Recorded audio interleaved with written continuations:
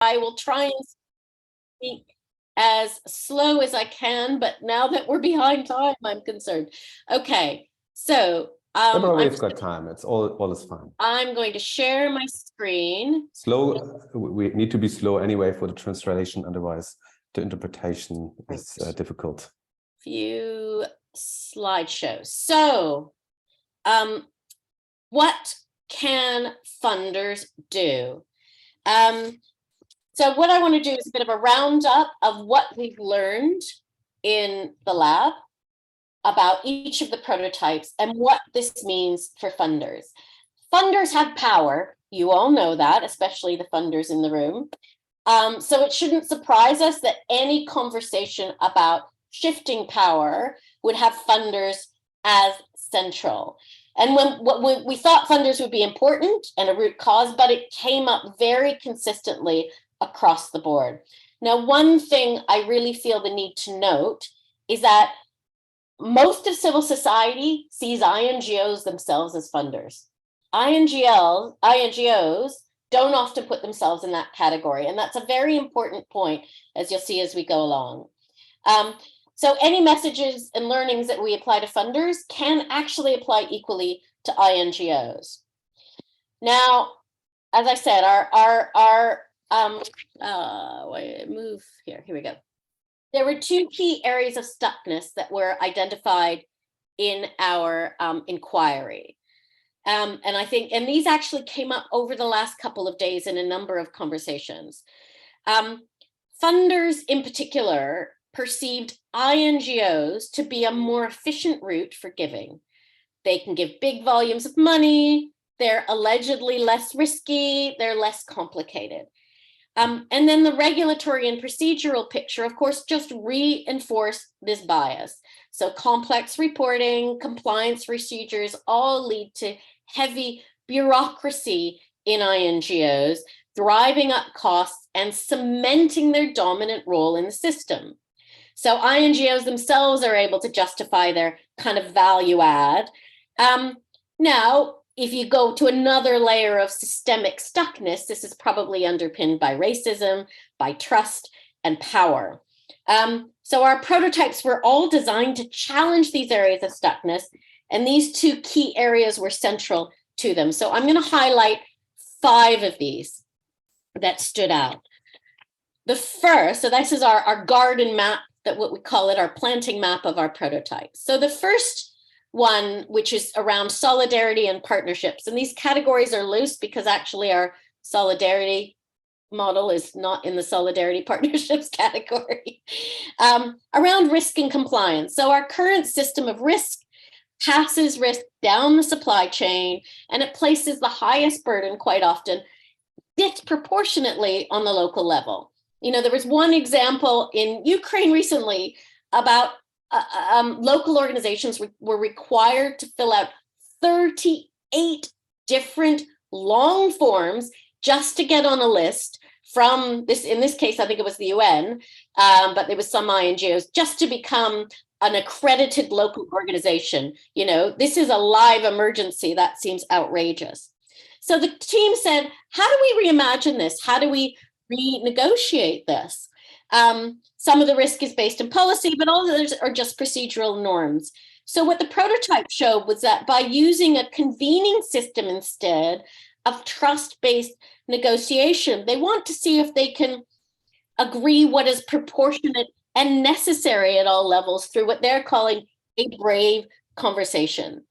And I think what this mainly asks the funders, can this be the norm? Is this reasonable? Is this practical? How do we do this? Because of course there are requirements, but what can we do? Can a brave conversation work? The second area, which I've got on here, on language and communications. Now the language we use, and I'm glad we have the leader of that prototype in the room, who I'll call on you afterwards, Moses, if you want to add anything. The language we use creates the conditions for decolonization. Now, part 1 of this prototype was creating search and replace software like Grammarly that can just look at the pejorative racist language language that's used by funders or INGOs, and just trains people to use alternatives. We've almost got that prototype ready. And part 2 of this normalizes the use of translation software, maybe not always Google Translate. There are human rights issues around that, privacy concerns, but they work in a lot of circumstances to enable people to communicate in their own language. And we tried this out in Luganda and Swahili and determined that actually it takes seconds, it works really well, and it removes the need for this English-speaking intermediary. I guess the implication for funders for this is, can you use that first prototype, please? And we will be sharing it out with you to establish new norms for the way we use language, and also normalize the use of translation software. Some funders do, but most funders do not. One of the challenges we did find in that prototype was that organizations that were invited to apply in their own language didn't, because they felt they wouldn't be using the language that donors want. So this is a mindset issue that we need to overcome. The next category around leadership and governance also crosses on solidarity, is the alternative solidarity model. Now, our current system, INGOs receive funding for projects and programs, then they go out and seek partnerships to deliver these. This prototype actually turns that completely on its head. And what they did was they convened locally to decide what they, as a community of civil society groups, this was in Swaziland, Eswatini, wanted from the international sector. And that's both funding and in-kind support. And they're issuing a reverse call for proposals to get that support. It raises questions about how our whole funding sector works. So can the local groups actually have funds to buy in such services?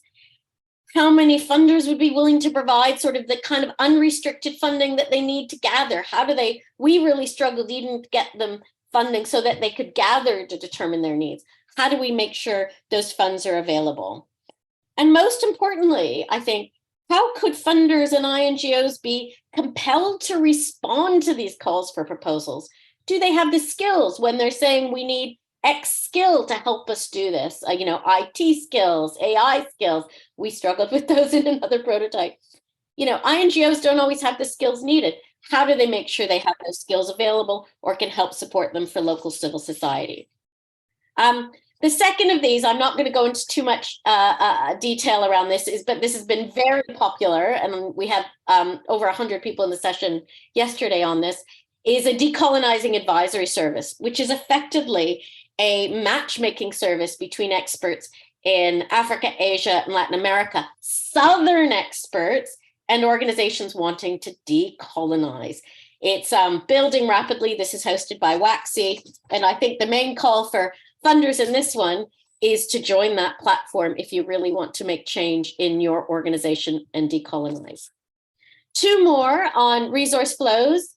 The Untying Aid, which was aimed at the bilateral funding sector, though there is relevant for philanthropy. It challenges the convention of funding domestic INGOs as intermediaries, that whole idea that they're better and more efficient. It challenges that. And it challenges INGOs in particular to let go of your dominance of taking in that funding. It's a bit of what we called yesterday, turkeys voting for Christmas. So what funding sector can do is, first of all, in private philanthropy, I think, model how to give directly, dispel the myth of efficiency, and influence the bilateral sector. But also it can invest in the common support functions that can enable that. Fiscal sponsorships rooted in the Global South, set up in the Global South, pooled funds. How can we help smaller CSOs manage larger international funding by changing those requirements or grow more effectively? Someone said yesterday, we're in such a catch-22 because smaller CSOs in the Global South can't take large funds because they're never given large funds, so they're prevented from growing. So philanthropy has a key role to play in making that work. And then finally, the participatory grant making community that was set up. This is already very much in the funder lexicon, but we certainly get a very strong sense that there's a lot more talk than action. And this isn't about, this hasn't to date been a role that INGOs have seen that they could take up. So they have things to learn from the funding sector where it's being practiced, and they also have things that they can do differently. So the prototype itself redefined the role of INGOs to be a funding partner rather than a delivery sort of agent, which is normally what many INGOs do. It gives power to local organizations to determine their priority and accountability systems. And they've learned a lot already in 2 models, one in Kenya and one in Ghana. The implication for funders is obvious. Invest in the processes and the mechanisms to enable this type of funding, rather than assume, you're going to know the outcomes and the inputs.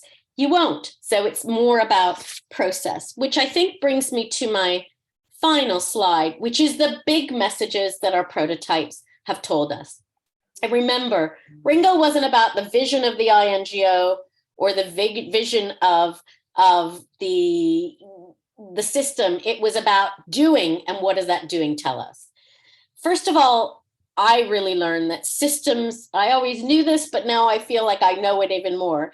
Systems and processes are the enabling conditions for better outcomes. If you invest in these, you will have better outcomes, even if you don't know the outcomes from the start. This is the anti-log frame model. The second is that innovation and space for failure is really important. I mean, I will say that in RINGO, we were given the space to fail, to innovate, but it did take a lot of time to get there, and many funders couldn't come behind us because of the systems they had in place. So how can funding invest more in innovation in the space for failure? And the final point is, it may seem obvious, but being open about these challenges that you as a funder face with your constituents is really important. One of the things we found, we did a midway survey of participants in the RINGO process. And we were very surprised that we heard that from our Global South participants that they felt more, I don't know if empathy is quite the right word, but they had more understanding of the challenges that INGOs and funders were facing. So that when they were invited to be honest about this and create a more level discussion, they could co-create the best solutions. So I think with funders, they're often afraid of saying they've got this issue. They want to keep it under their hat, especially those wanting to shift power. They just want to manage those internally. Sometimes sharing that and being open about that actually will drive change.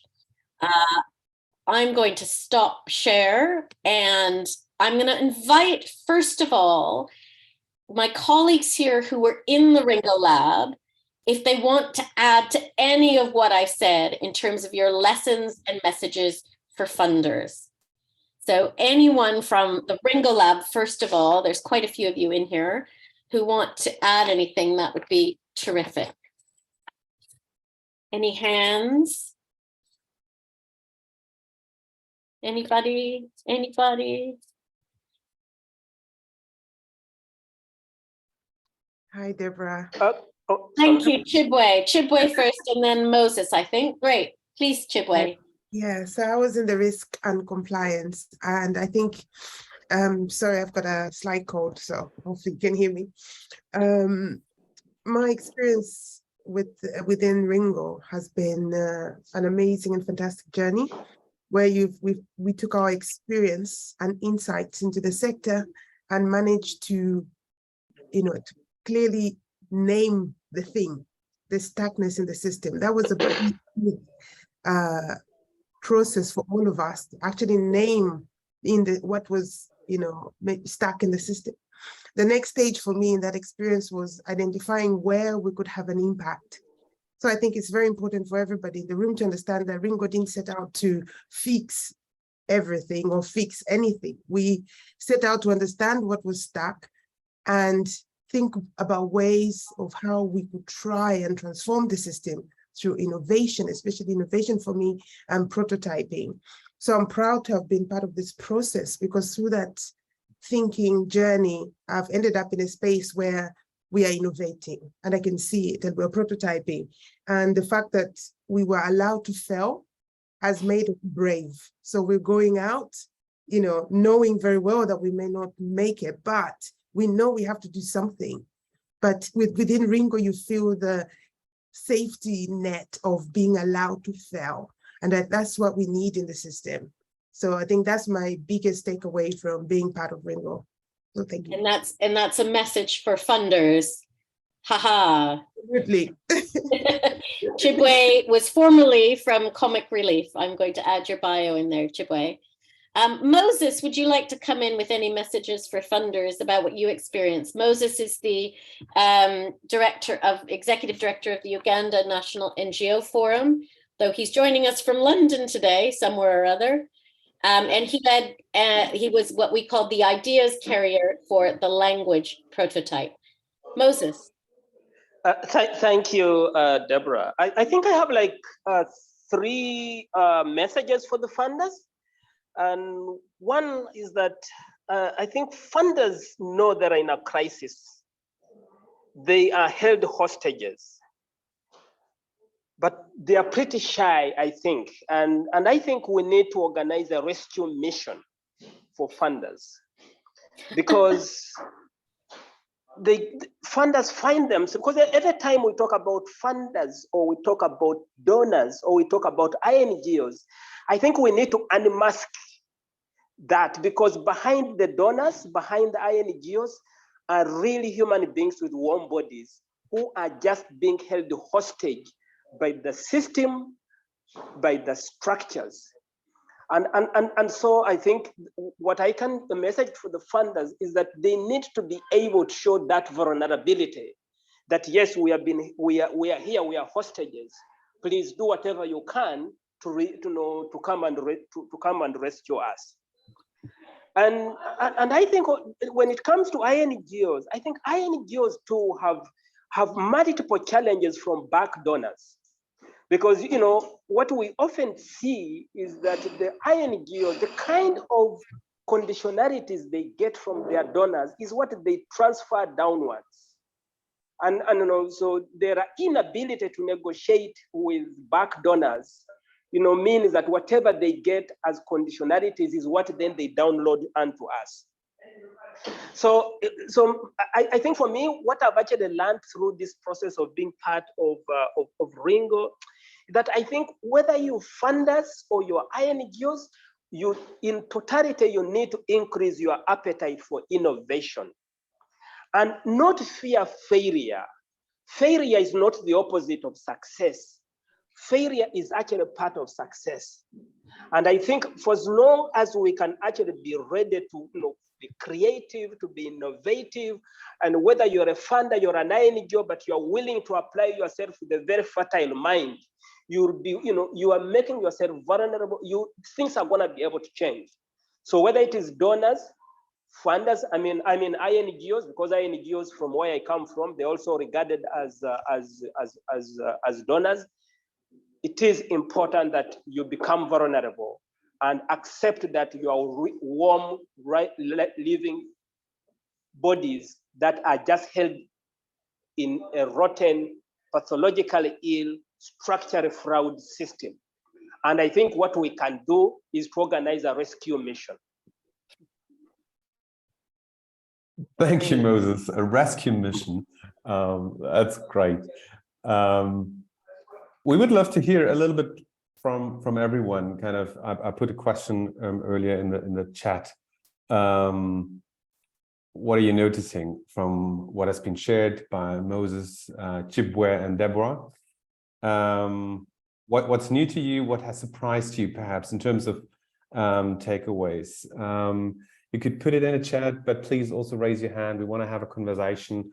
So let's take a couple of minutes on that, and then we'll move towards hearing from Rachel from Global Giving and from Atje from Robert Bosch Foundation, from their perspective of being a funder in the sector. So Ian, thank you for breaking the ice. Please come in. Oh, thank you very much. One thing I've noticed from all the sessions this week is that a lot of the organizations, both in the north and in the south, seem to be large. I may be completely wrong, but that's the impression I get. My own organization is a small charity working exclusively in one African country and working in Wales, where we work in both, doing similar work. But the difficulties and the challenges of small organizations with incomes like ours, which are under £100,000, $110,000 a year, is that we raise half our needs ourselves through our own efforts, sometimes 60, even 70%, and we need the remaining balance to get through grants. And very, very few large funders will even consider looking at us because, well, we don't know why they won't look at us. It's just a question of we're too small and they think we're not effective. We've sent over 1 million tools to Africa. We've sent tens of thousands of sewing machines. We've changed the lives of tens of thousands of people by making them sustainable and self-reliant. Yet getting that message to large funders is very difficult. Thank you, Ian. I think this is also resonates with what is shared in the chat, kind of the need to look at different funders. Funders are not all the same, and also the organizations that seek funding are not all the same. So there is a need for differentiation there. Nikki, please come in. Hi, everyone. Nice to see you all. I'm Nikki Banks. I've been part of the RINGO Social Lab, and I would second what Chibwe says. It's been an incredible and inspiring experience, and I think really unique that it's brought everyone out of their organizations to focus on the system. So it prioritizes the system and the end goal, not people's institutional or individual interests. And I think that's really important for future change. I think what I wanted to say here with regards to funding is that I feel like we're missing one major funder when we have our discussions in the North. So if you look at the discussions around Shift the Power that come out of from the Southern-based movement, you see that it's rooted in community philanthropy. It's rooted in local populations and civil societies. And yet when we're having these discussions in the global North, we're not talking about civil society and the role of private individuals in supporting new systems innovations. And I find that quite amazing because here in the UK, the public donate £2 billion a year to development NGOs. They're a major actor. And I think we can do a lot more as funders and as organizations to try and kind of pull in the public into this new way of giving and into this new future of development cooperation that works in much more equal ways. So that's kind of been what I've been learning about on my Ringo journey. And together with Chibwe, we're actually launching a new movement that seeks to do that creates a new community space for global citizens that allows us to collect money here in the UK from a very broad-based population, particularly targeting young people, asking for very small donations and giving that on a long-term, predictable and unrestricted basis to community organizations around the world. And I think it's really important to also bring in our civil societies into this kind of Shift the Power future. Thank you so much. We've got one last hand up, and then I'm going to hand over to Deborah actually to have a conversation with Rachel and Atje. Mustafa, can I invite you in?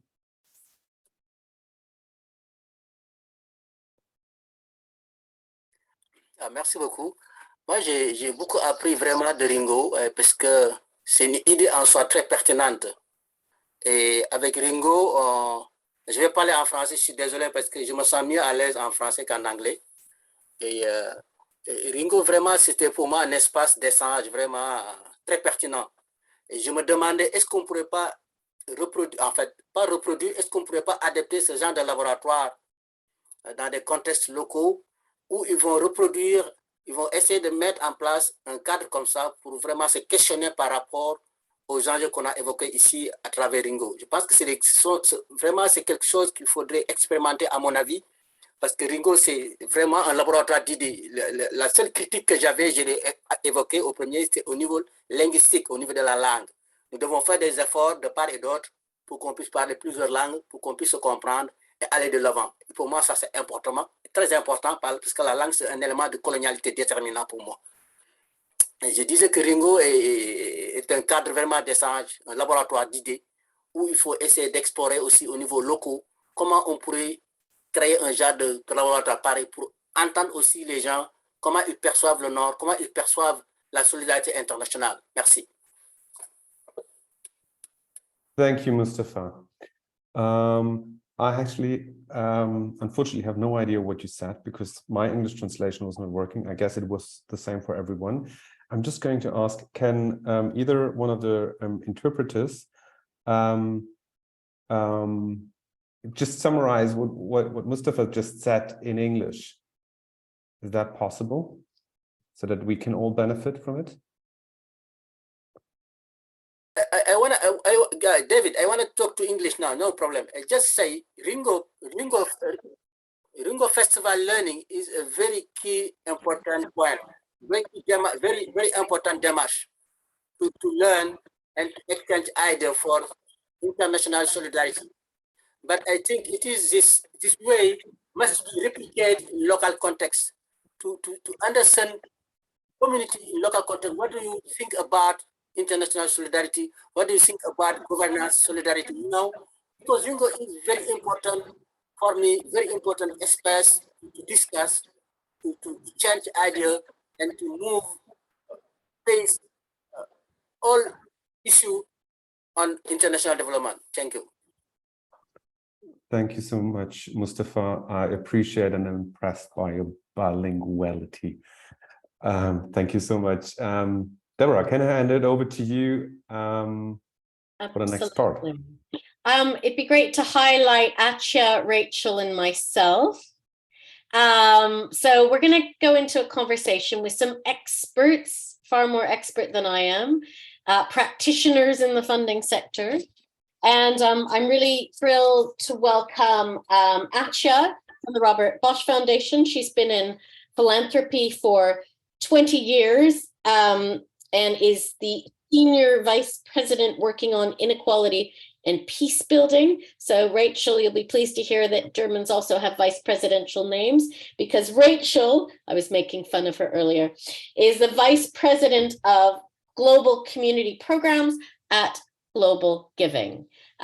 So Leslie or tech people, is there any way to highlight me and our speakers rather than the small boxes? I'd like to see you all. If we can actually, you are all, the three of you are highlighted. Are you? Okay. You change the settings from speakers to gallery yourself. In your great, wonderful. Right.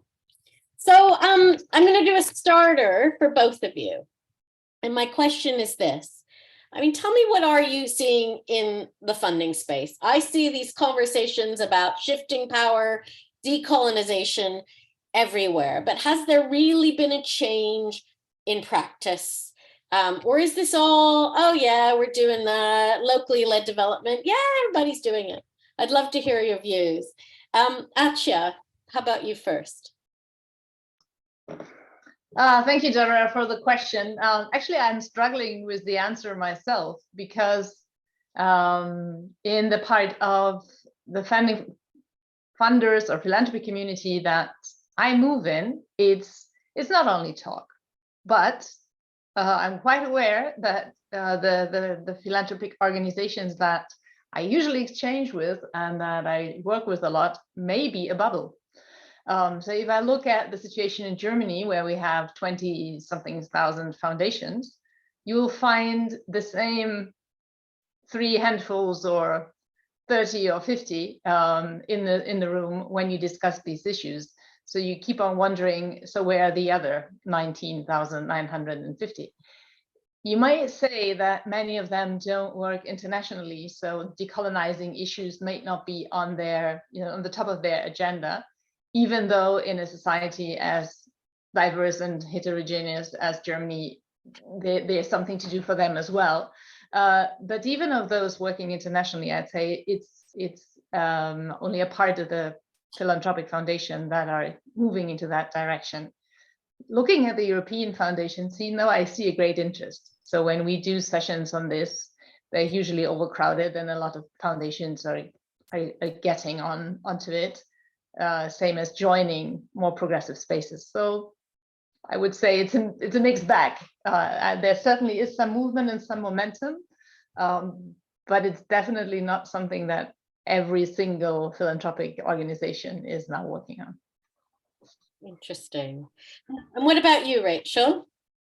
Thanks, Deborah, and hello, everyone. It's a pleasure to be here with you all. So yes, similar reflections to some degree. I was literally just reflecting on the kind of the past 2 or 3 years and some of the changes that I have seen and experienced as kind of in the context of the pandemic, let's say. So, and just to give you an insight into some like personal piece, is I stepped away for a year. I was on maternity leave, and before I went on maternity leave in 2020, I felt like the shift of power discussions in the funder space was really like very, very small group, and it was a bit of an uphill shouting, like shifting power in the funding space really important. When I came back a year later, I was struck by how the pandemic had forced funders to do things differently. And I think one of the things that has been maybe slightly disheartening is that as we move kind of back into a less restricting kind of travel and, kind of moving back, like how much is some of that stuck or not stuck? But I in thinking through this question before this session, I'm an optimist. I'm a realist, but I'm an optimist. Excited by some of the practices that we are seeing. So Deborah mentioned participatory grant makers, and that is a growing space and movement, not just in the modeling, but also inspiring practice as well. And I think we can start to see that in other spaces, even INGOs starting to say, how can we be participatory grant makers? Ad International is an example that comes to mind immediately. And then, in discussions with bilaterals and bilateral donors last week, what I heard from them was, we are trying to innovate. We have what was described as islands of innovation within our practices. There's obviously rhetoric. There's some policy statements about localizing development and localizing philanthropy and aid. Then the question is obviously, how can that translate into practice and reality when bureaucracy and risk, and that is still core to the system. And so, how can you really transform a system if those kind of colonial concepts of control and risk aversion or risk management are central to the practice? So, I think seeds of change, islands of innovation, and some really amazing and exciting practices. And yet, is this a system that can be transformed in and of itself? Or do we need to create spaces for emergent practice, which I think is in part what the RINGO project has excitingly been able to start testing. Thank you, Rachel. Lots of food for thought there. Actually, I want to ask you, what are some of the challenges you're experiencing in your own organization? And why is it so hard to shift power? Is it trust? Is it regulation? Is it, compliance officers or something else?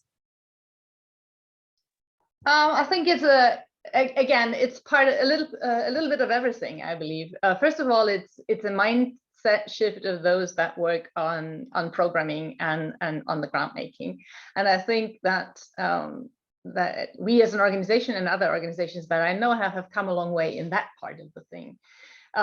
We have many more people now who are willing to really seriously think about how they can transfer power, shift power to the people on the ground, and to localize the power, who are willing to listen and learn and have their practices informed, and who are also quite risk-taking, also in terms of confronting more conservative parts of their organization. For us, it was a big step to get the administration and finance staff involved into this. I think that's something that is chronically overlooked in organizations. These people are not involved in programming, but they set the regulation and rules that an organization operates by. And very often they are the ones who have to or feel that they have to control the receipts and whatever you can get back. So involving them in the discussion of where do we want to move, what kind of instruments do we want to have, what is your minimum level of security that you must feel for your job, that you are willing to go along with us to explore some new things, was key for our organization to develop new funding instruments that go more towards the direction of core funding or unrestricted funding. I think there would have been more resistance from the non-programmatic part of our foundation if they had not been involved. And some of this is really, these are small steps that came out of it. So when we introduced something that we call a partner consultation, so where the finance staff is actually meeting the people who do the project on the ground and meet their counterpart, say somebody who does the accounting in a smaller or smallish CSO, they have somebody who speaks their language. They are both accountants, so they speak to each other about how accounting is done in the rest in the two organizations, and find a middle ground on what works for both of them. I think that was something that is key. What I think, to be quite frank, is a challenge for most organizations, and I would include my own, are boards, because members of foundation boards are usually quite remote from the daily work of what a foundation does, and I imagine that it's similar in large NGOs. They convene maybe 3 times a year, and then they have to dive into the practicalities of what this organization does for a very short period of time. They tend to be older than the staff, at least in many organizations, and maybe more conservative in their worldviews. So you can have, it can be a challenge to convince them of letting go of some of the power that lies within the funders. So yeah, I think these are my main points. So Rachel, I know global giving is really about localized funding, and someone's asked in the chat and also on our platform, how do we mainstream funding to small organizations? How do we make that easier, the norm, and so on?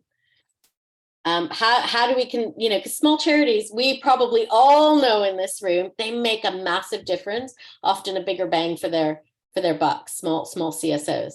Do you want to have a go at that one, Rachel? Sure. Okay, well, I mean, how do we mainstream that? I mean, I think what global giving has been trying to do, and I think having some success at doing over the past 20 years, is creating a platform for visibility and funding flows that centers communities and what they need. So if we take the global giving model, it's an intermediary funder in many respects. I mean, what we're essentially doing is bringing together a variety of kinds of funding, and that means working with a variety of types of funders and sort of meeting them where they are, and then convening or connecting them with change makers around the world of a variety of sizes and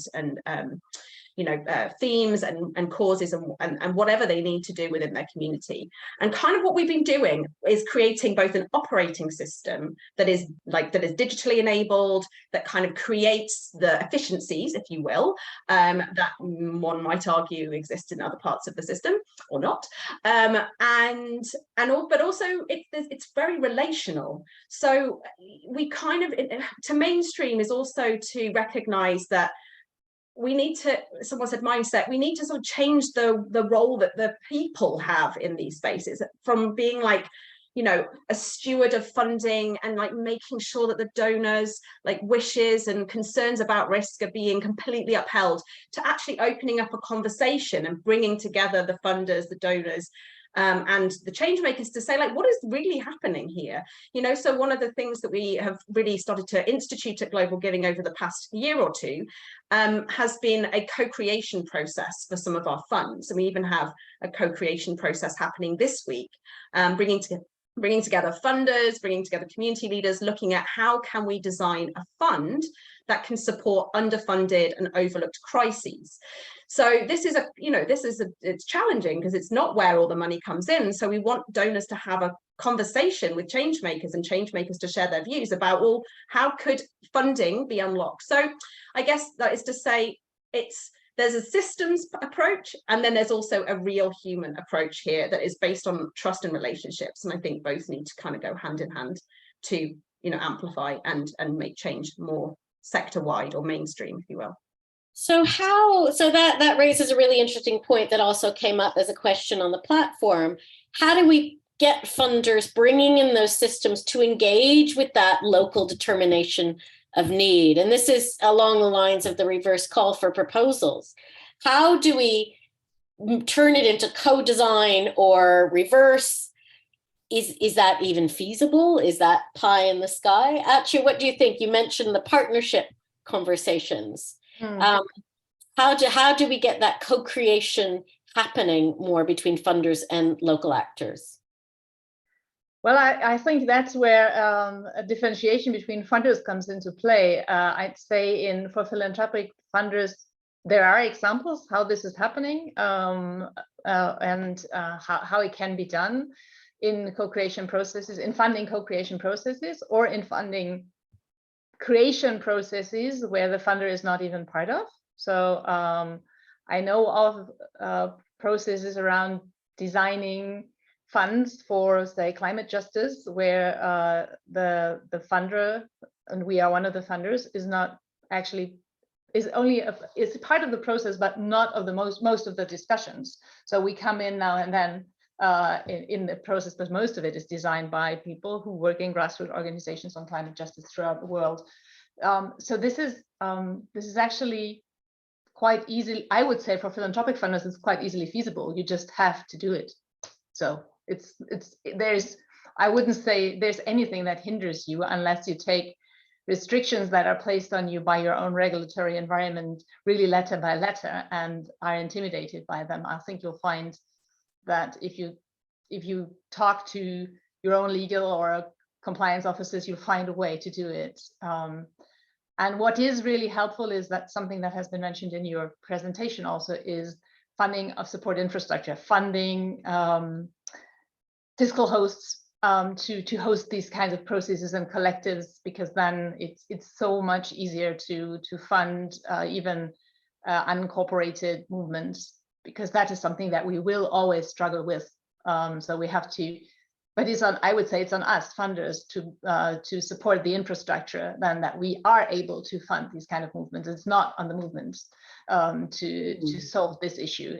We should find solutions for that, and we can. So I think for philanthropy, it's a matter of, do you want to do it or not? So we have to do some models and convince other partners to do the same. Whereas for bilaterals, I think there's a longer way to go. And then we come to, I think it's what Moses said earlier, being hostage. There are people in agencies of bilateral donors who know exactly that this should be done. So that they are hostages of their budget commissions or whatever it is. So they feel very much tied up in their jobs. So our question should be, how do we build allyship? How can we rescue them? So these are the people that I would go onto a rescue mission for, because they control a lot of money or are able to influence the funding streams, and they are much more tied up in regulations as they're dealing with government money than we would ever be. I definitely think there's an opportunity for philanthropy to model and show, especially around the risk component, right? To show that it's not riskier to fund smaller organizations. There are ways to do it that is efficient. But yes, philanthropy can obviously take different types of risks than donors, but we've got some way to go with the bilateral funders. Actually, I will point out, if you have a look in the chat, you're getting a lot of compliments from people on the systems that you have brought into place. So congratulations there. Rachel, I want to come to you and I want to ask you about the role of the INGO. So Ringo was all about INGOs, and global giving is kind of a new style sort of intermediary. I know everyone hates that phrase, but we haven't come up with a better one yet. What do you see as a role for them in the transformation? If more funding is going to the local, what becomes of the INGO role? Is there still a value add? Is there not? What are your views on that? And how could they be funded if we don't want to fund them anymore?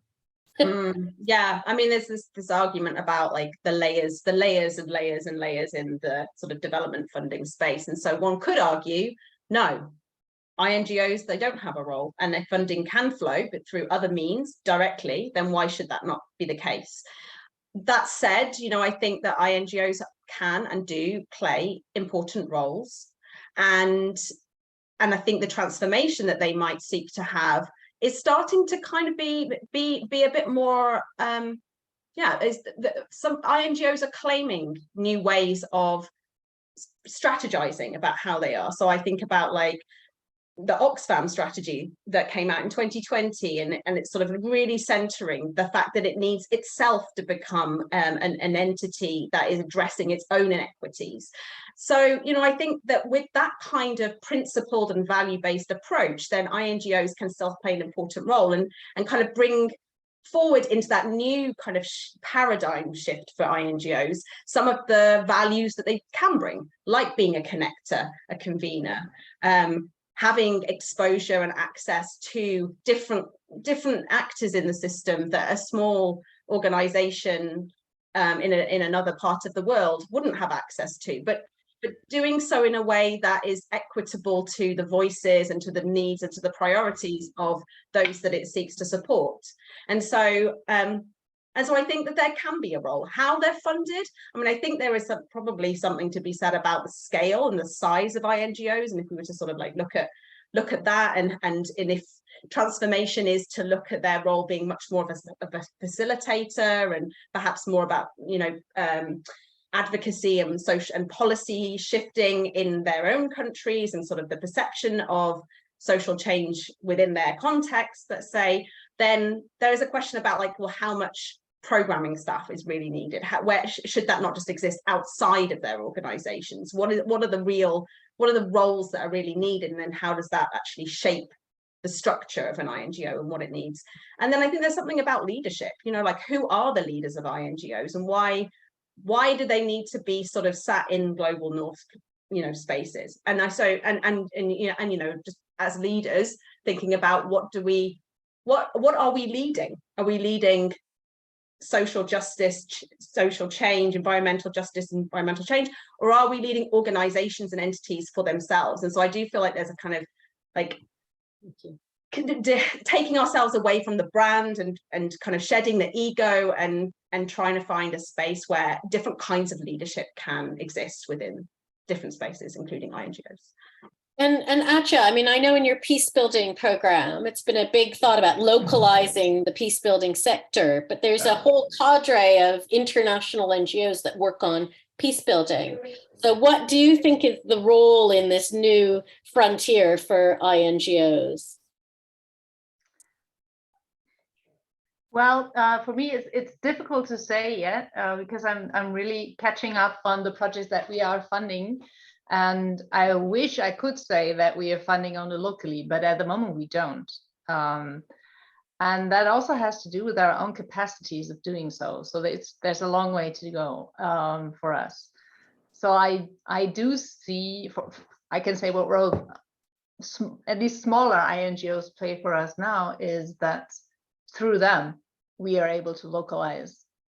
So it's not what we want to do in the long run, but as somebody starting out with this, we also have to move down the ladder, so to speak, for ourselves, because we have to find partners. And since we don't work, so we are not physically in the regions, that it takes some time, and it will take some time for us to do that. So they are they could at least play a more how do you say that, a joint advisory role, maybe as a translator between funders and who are entering a field, at least, or who just don't have the capacities. I'm also thinking about funders that actually don't have really organizations.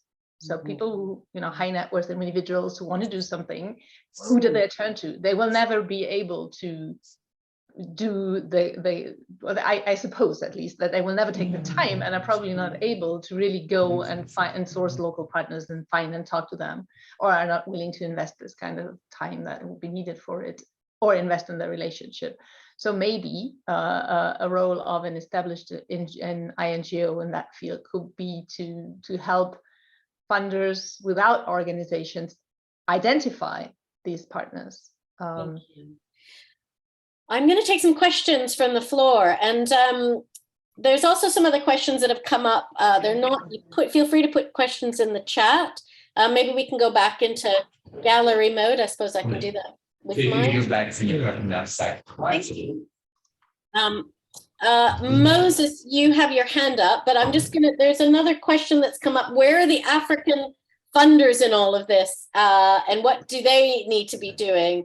And I know we've got, I think Sola entered. Someone's background noise is very loud. Moses, is that yours? Or Moses, do come in and ask your question. Yeah, and mine is actually perhaps not a question, but a bit of a reflection on the role of the INGO. I think, first of all, the INGOs, you know, in terms of formation, they are formed that they'll be working in other jurisdictions.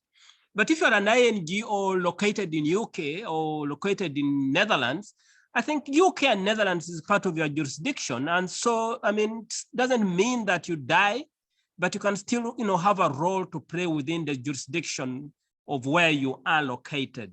But I think for the INGOs, for me, if they change their business model, if they're going to also be able to change business model, how they do the work and their partnership model, and you know, and in the way they want to relate with their partners, I think there's going to be a role somehow, and that role would be either in terms of, you know, co-creation of knowledge, or being able to speak to their northern parliaments in order to be able to do certain things. That for me would be a role. But I think if that is not looked at it, I think there is an existential threat of some sort. And like, you know, like a friend of mine, you know, often says that the INGOs must be alive to that threat and be willing to change. Or as I said, there are three options then. The first option is that INGO must transform.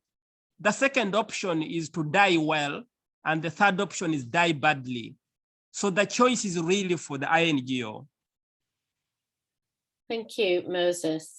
Ibrahim had a question about the hierarchy of donors and, you know, who gets access to donors. Moses is always telling us in our language prototype, it has to be someone English speaking. Does that seem fair? So Ibrahim's point is, I'm a local NGO. I can't apply for these funding opportunities. So what does this mean for me?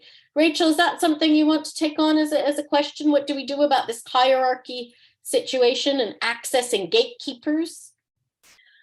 Yeah, it's a tricky one, because I think when I was thinking about the challenges that global giving faces, we can argue I mean, we do say to ourselves, we're kind of part of that like hierarchy, if you think about it. And so what we need to do is keep challenging ourselves to say, well, how can we model something different and be not part of that layering, but like creating something that's a bit more horizontal.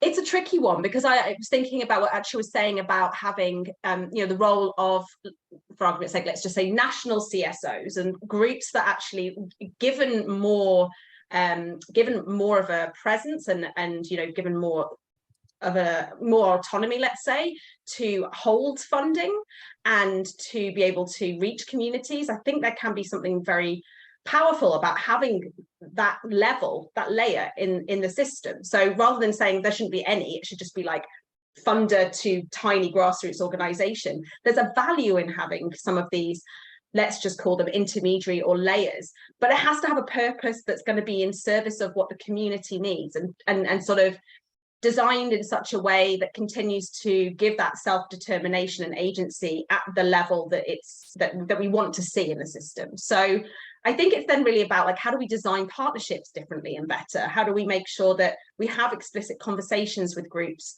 that we want to work with? And so, I think about one of our partnerships in the Philippines with an organization called the Center for Disaster Preparedness. They are an equal partner in our program, which is taking USAID funding and seeking to get it to the grassroots of communities to help them think through how do they build their own sustainable sources of funding that could be, locally mobilized. And so, USAID would never fund directly in that way, but the role that we have in both being like kind of the trusted partner of USAID and then an equal partner in the program design with the Philippines national organization, and then giving them the power and the autonomy to design what makes sense for their community, and global giving is not deciding what that looks like. That's sort of a different way of shaping these different tiers and layers, but it's less like a vertical hierarchy and more like, how do we network ourselves differently and use the different positionality we have within the system differently in service of centering community needs and desires. So maybe that's one way of looking at it, at least. Thank you. Atya, you have your hand up. I hope you're answering the question that Tim has raised in the chat about why does everything have to be a high-level global strategy? And I have to say, to my own frustration, funders out there, during the pandemic, a fair few of you reverted into global strategy making instead of giving out money. There, I've admonished you all now.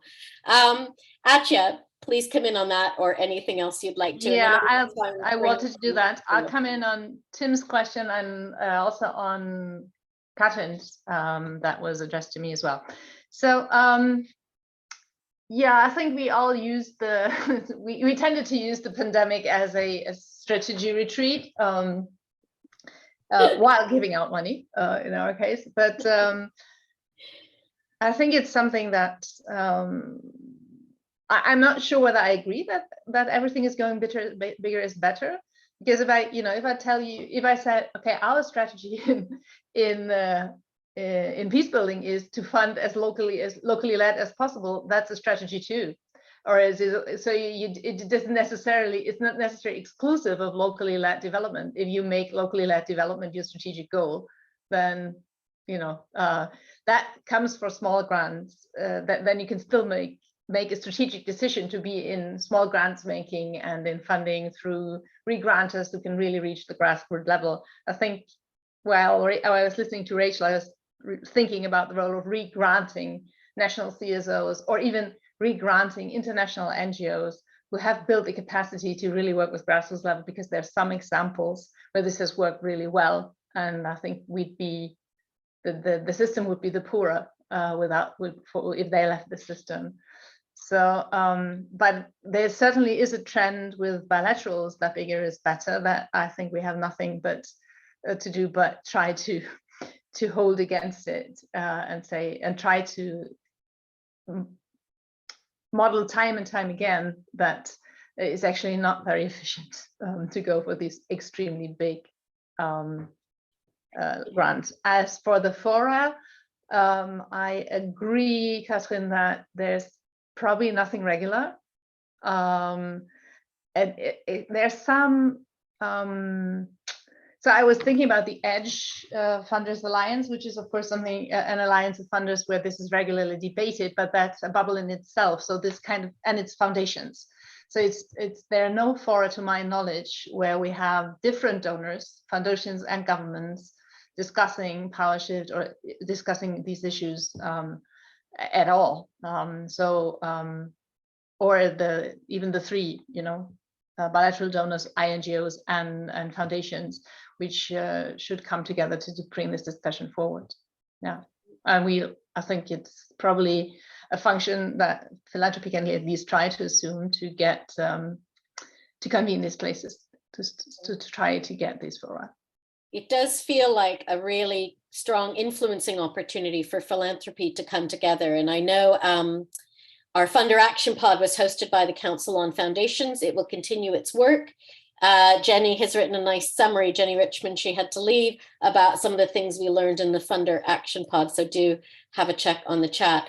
I'd like to bring in Theo Sowa, who's with us, who's an expert in African philanthropy and heavily engaged in that sector, because there was a question is, where are the African funders? So Theo, can I bring you in? Can you turn your camera on perhaps if you're able? There we go. Thank you. Okay, so thanks for the question. It's such a big question that I'm just going to do a few bullet point highlights. The truth of the matter is that African foundations are a huge range and variety and have come up from different spaces. So there's some African foundations that are very much grassroots led, if you can put it that way, and very grounded. There are others that have been established almost as arms of global foundations, and then there's still others that have come up through different movements. So the African Women's Development Fund, which I know very well, came up through the African feminist movement.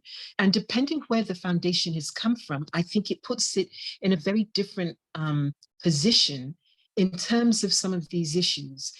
I think that many of the grant-making foundations in Africa have been pushing and advocating for different ways of working in partnership and in solidarity, rather than looking at grant-making and funding as some kind of charitable act. And some of us have done that better than others. The truth of the matter also is that many African foundations also are fundraisers as well as fund dispersers. And that can put you in a really difficult position if the people that you're fundraising from really don't understand the value and the relationships and the way in which, as an African foundation, you want to work with others. But then that's down to us as African foundations to change the way that some of the organizations that we get money from think. And again, sometimes we're really successful at that, and sometimes we've been horrible at that. And so in those situations where your own funders are putting conditions on you, I think there's many African organizations that are pushing, advocating, trying to get, whether it's bilateral donors or international funders, to think differently and to act differently. And there are many African foundations who've tried to absorb the conditionalities so that our partner organizations don't have to deal with those kinds of pressures and stresses, and can actually do the work they want to do in the ways they want to do them. It doesn't always work. And I think that there's quite a lot of responsibility that African foundations are prepared and have taken on for sometimes just walking away and saying, this doesn't work for us, and this does not work for the people that we are working with and have been set up with and are accountable to. But the pressures are there in the same way that they are for international foundations and for international NGOs, as well as for national NGOs, where you're trying so hard to make resources available, but those resources often come at a cost, and we just have to learn the ways of cutting those costs. I'm on mute. Thank you so much, Theo, for coming in without having been told you were coming in beforehand. I really appreciate that. I want to give Atya and Rachel one last chance to kind of give maybe your top lesson or action that you would like to see in terms of decolonizing philanthropy and INGOs, and or you take the framing you wish. So maybe one top action you would urge all of the funders or the INGOs, and that's the bulk of this room, to do or indeed those at the local level, what they can do to help as well. So first, Rachel. Okay, well, something that I think is important is to move beyond the talk, but not be afraid if the practice is hard to implement. So that space between the talk and the practice, for me, is about reflection, accepting what is within your organization, challenging yourselves, one another, the humans in the room, to shift mindsets. And it's only with that will and kind of commitment can you actually change practice. So I think that the kind of the practice of decolonizing isn't just to say you're going to decolonize and then have practices that are ready made. It's a process. And so there's a commitment to that process. And you know, those of us that are in positions that hold power, our leaders, need to really like take that on board and do the work. So that's what I will say. Thank you. And Atya, what is your one key action message, call to action that you want to issue today? Since I'm going last, I have the privilege of saying, yeah, I agree with Rachel. This is something that is really key. And I think maybe in another, in a longer term, what I really like to see us do is think about how we can make brands that actually create assets for local organizations. So that local organizations have their own capital to rely on. And not rely on, outside funding all the time. So their own financial capital, in addition to the large amounts of social and in-kind capital they already possess. How can we make sure they have their own asset base? You're on mute, Deborah. I got it. That's a big thing in the Shift the Power movement really talks about, is that asset building. And my message would be about creating the spaces and the enabling conditions rather than always thinking about your strategy and the outcomes. I'm handing it back to you, David. Thank you so much, Rachel and Atya, for a great conversation. And Theo, for your words as well. David. Thank you, Deborah. Thank you, Rachel. Thank you, Atya. I loved how at the end of this conversation, actually, we're turning away to only talk about what funders can do differently, but what all actors in the system can also contribute to changing the way funding is done in the system. So I'll invite you to just a very brief final moment, turning the camera around to what you can do in whatever place you are within the system. If you are an INGO, a program officer at an INGO or in a local CSO, if you could just turn around and reflect for a second and share with us in this link, what can you do from your place of the system to challenge and contribute to change the way that funding is done in the system? We'd love to hear from you. Just a final reflection on that before we end. Thank you.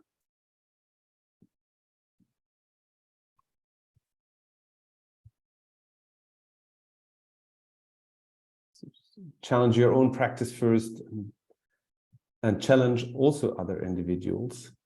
Challenge myself first and then other individuals, other contributions. Leslie, can you refresh I don't know if that helps.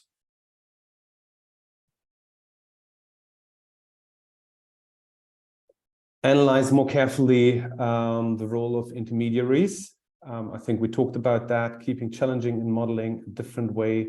So how can we model it ourselves? Ensure local networks own the solution, challenge and invite funders to see where can be other ways of working. So it's a lot about kind of challenging each other as well in this space.